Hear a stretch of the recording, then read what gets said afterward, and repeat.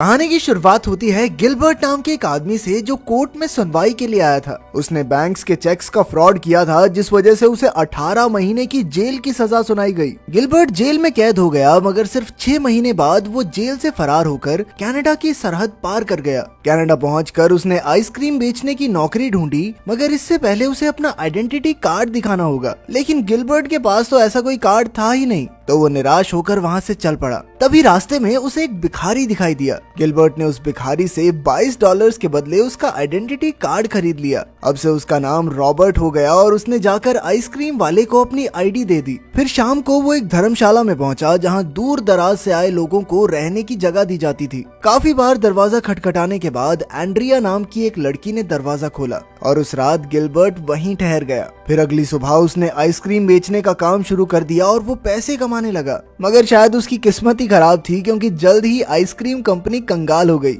आखिरकार वो अपना गम भुलाने के लिए एक बार में शराब पीने गया। इस बार का मालिक टॉमी नाम का एक गैंगस्टर था जिसकी तलाश पुलिस भी कर रही थी, मगर पुलिस के पास उसके खिलाफ कोई पुख्ता सबूत नहीं थे, इसीलिए वो उसे गिरफ्तार नहीं कर पा रहे थे। खैर बार से निकलते हुए गिलबर्ट सिंडस नाम के एक पुलिस वाले से टकरा गया। सिंडस यहाँ टॉमी की जासूसी करने आया था। उधर गिलबर्ट ने घर लौटकर एंड्रिया को डेट के लिए पूछा। जल्द ही उनके बीच में प्यार पनपने लगा और फिर वो साथ ही रहने लगे। एक दिन जब वो घर लौटा तो उसने अखबार में पढ़ा कि अमेरिकी सरकार उसे ढूंढने के लिए जोरों शोरों से कोशिश कर रही है। गिलबर्ट थोड़ा घबरा गया और उसने एंड्रिया को सब कुछ सच बताने का फैसला किया। उधर एंड्रिया वॉशरूम में थी और अचानक उसका चेहरा खिल उठा। असल में वो गिलबर्ट के बच्चे की माँ बनने वाली थी। उसने बाहर जाकर गिलबर्ट को एक खुशखबरी देनी चाहिए, मगर उससे पहले ही गिलबर्ट ने कह दिया कि वो बिजनेस के सिलसिले में कुछ दिनों के लिए बाहर जा रहा है। जल्द ही गिलबर्ट पुलिस को धोखा देने के लिए वैनकूवर पहुंच गया। वहां उसने फिर से नौकरी की तलाश शुरू कर दी मगर कोई भी उसे नौकरी देने को तैयार ही नहीं था।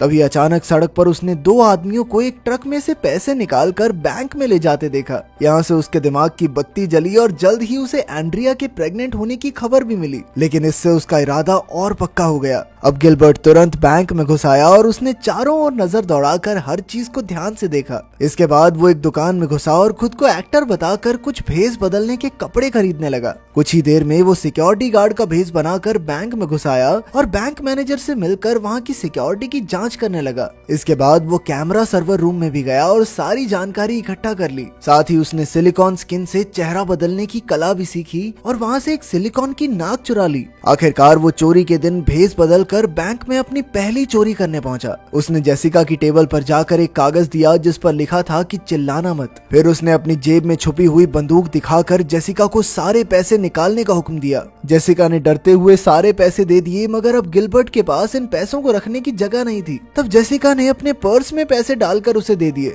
इधर गिलबर्ट की नकली नाक उतरने लगी जिससे उसका भांडा फोड़ होने ही वाला था, पर उसने मौका मिलते ही उसे चिपका लिया। आखिरकार काम होने पर उसने दुकान पर कपड़े लौटा दिए और सारे पैसे एक सूटकेस में रख लिए। इसके बाद वो तुरंत एयरपोर्ट पहुंचा मगर यहाँ एक नई मुसीबत आ खड़ी हुई। उसने देखा कि उसके सूटकेस की एक्सरे जांच होगी तो उसके पैसे पकड़े जाएंगे। उसने जैसे तैसे कुछ पैसे अपनी अंडरवियर में छुपा लिए और वापस चेकिंग एरिया में पहुंचा। लेकिन फिर उसे पता चला कि डोमेस्टिक फ्लाइट में तो एक्सरे चेकिंग होती नहीं। खैर जब वो घर पहुंचा तो एंड्रिया आंखें बिछाए उसका इंतजार कर रही थी। वो अपने नए घर में पहुंचे जो गिलबर्ट ने कुछ समय पहले ही खरीदा था, मगर उसने इस बार भी एंड्रिया को अपनी सच्चाई के बारे में नहीं बताया। उसने झूठ कह दिया कि वो अपना खानदानी बिजनेस संभाल रहा है। वहीं दूसरी ओर पुलिस चोरी की जांच पड़ताल में जुट गई थी। डिटेक्टिव हॉफमैन को लग रहा था कि इस चोरी के पीछे गैंगस्टर टॉमी का हाथ है। फिर सिंडस ने पुलिस कमांडर से टॉमी को गिरफ्तार करने की इजाजत मांगी, मगर अब भी उनके पास कोई ठोस सबूत नहीं थे, इसीलिए सिंडस को खुद ही जांच पड़ताल करके सच का पता लगाना होगा। उधर गिलबर्ट को और बड़ी चोरियां करने के लिए और पैसों की जरूरत थी, इसीलिए वो टॉमी के बार में उससे मिलने पहुंचा। उसने सामने मौजूद बैंक की ओर इशारा करते हुए कहा कि वो 3 मिनट के अंदर बैंक में चोरी करके आ सकता है। अगर वो ये करने में कामयाब रहा तो टॉमी उसे $10,000 का लोन देगा जिसे गिलबर्ट को 5 महीने में चुकाना होगा।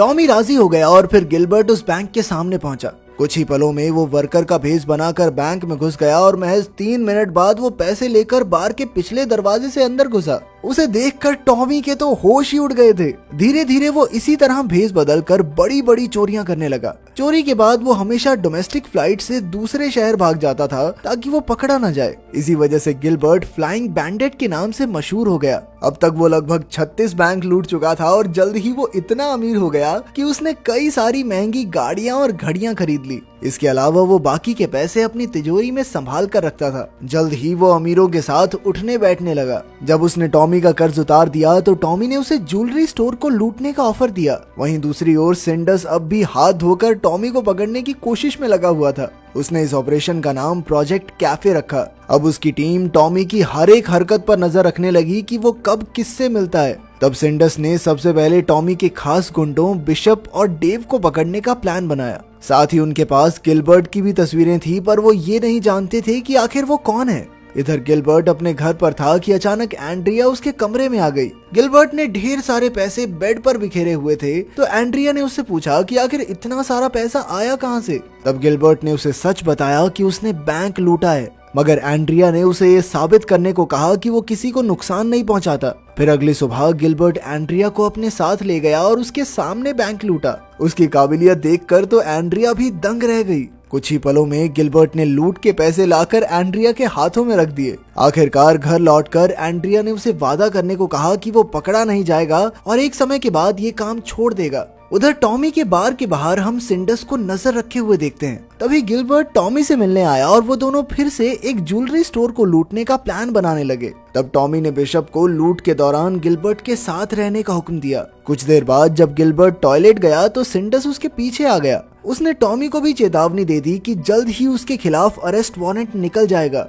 फिर सिंडस ने गिलबर्ट को देखा तो उसे शक हो गया, क्योंकि गिलबर्ट के चेहरे पर अब भी सिलिकॉन लगी हुई थी। बाद में सिंडस ने सभी कॉस्ट्यूम स्टोर्स में फोन करके जांच की। फिर रात को अचानक सिंडस को पुलिस स्टेशन से इमरजेंसी कॉल आई। पुलिस ने एक आदमी को शराब पीकर गाड़ी चलाते पकड़ा था। यह आदमी कोई और नहीं बल्कि टॉमी का खास गुंडा डेव था। आखिरकार उन्होंने डेव से गिलबर्ट का सारा सच उगलवा लिया। डेव ने उन्हें बताया कि गिलबर्ट अपनी पहचान बदलकर रॉबर्ट के नाम से जीने लगा और फ्लाइंग बैंडेट कोई और नहीं बल्कि वही है।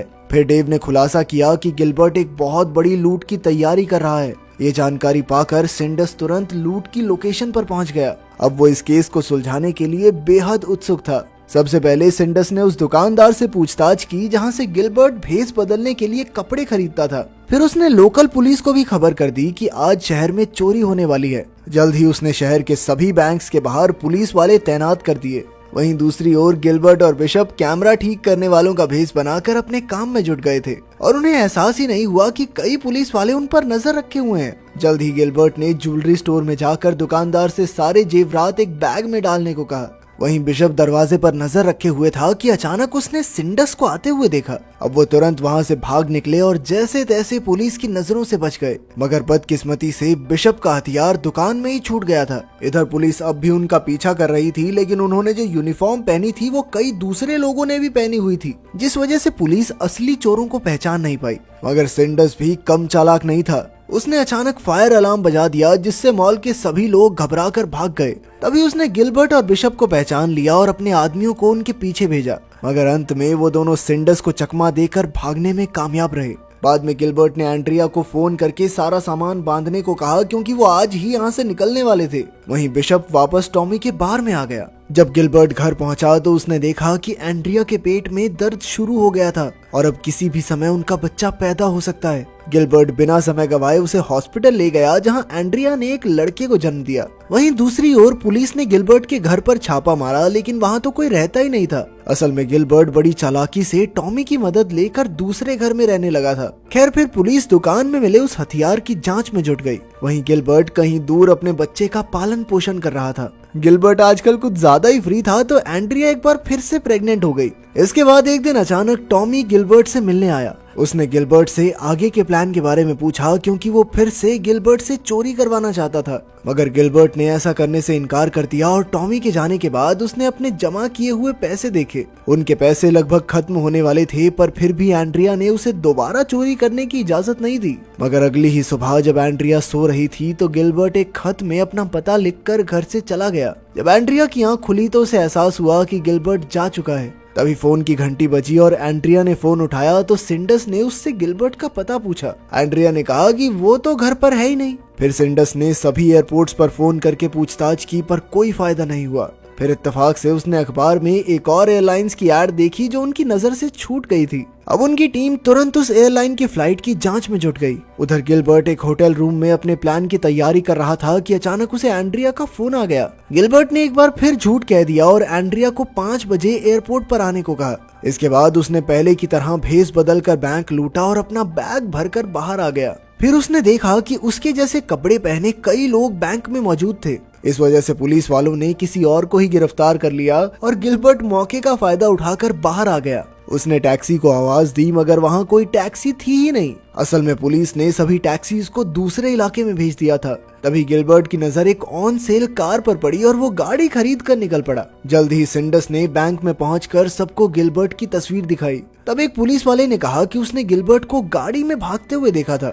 उधर गिलबर्ट एयरपोर्ट पर चेकिंग करवा के आगे बढ़ गया मगर तब तक एयरपोर्ट पर गिलबर्ट के फरार होने की खबर पहुंच चुकी थी। एयरपोर्ट वालों ने तुरंत सिंडस को खबर कर दी और सिंडस ने उन्हें गिलबर्ट की फ्लाइट को रोकने को कहा। पर हॉफमैन ने कहा कि इससे बढ़िया ये है कि वो फ्लाइट लैंड होते ही उसे पकड़ लें। इसके बाद वो दोनों हेलीकॉप्टर से गिलबर्ट का पीछा करने लगे। उधर जब गिलबर्ट फ्लाइट से बाहर आया तो एंड्रिया उसे लेने आई। तभी अचानक पुलिस की गाड़ियों ने उन्हें चारों ओर से घेर लिया। जल्द ही गिलबर्ट को गिरफ्तार कर लिया गया और सिंडस ने उससे पूछताछ की। एंड्रिया को गिलबर्ट पर बहुत गुस्सा आ रहा था क्योंकि उसने मना करने के बावजूद भी चोरी की और जब उसे पता चला कि वो तो गिलबर्ट का असली नाम भी नहीं जानती तो उसने उससे तलाक ले लिया। बाद में टॉमी गिलबर्ट से मिलने आया और उसने कहा कि उसने ही पुलिस को गिलबर्ट के खिलाफ गवाही दी थी। आखिरकार गिलबर्ट को 59 बैंक्स लूटने के जुर्म में 20 साल की सजा सुनाई गई। तो क्या गिलबर्ट को सही सजा मिली या फिर तुम लास्ट तक सोच रहे थे कि काश ये बच के